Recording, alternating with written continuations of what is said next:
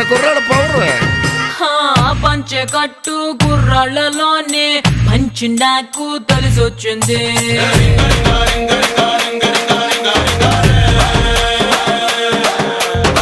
ముంత కళ్ళు లాగించేటోళ్ళ స్ట్రెంత్ నాకు తెగ నచ్చింది.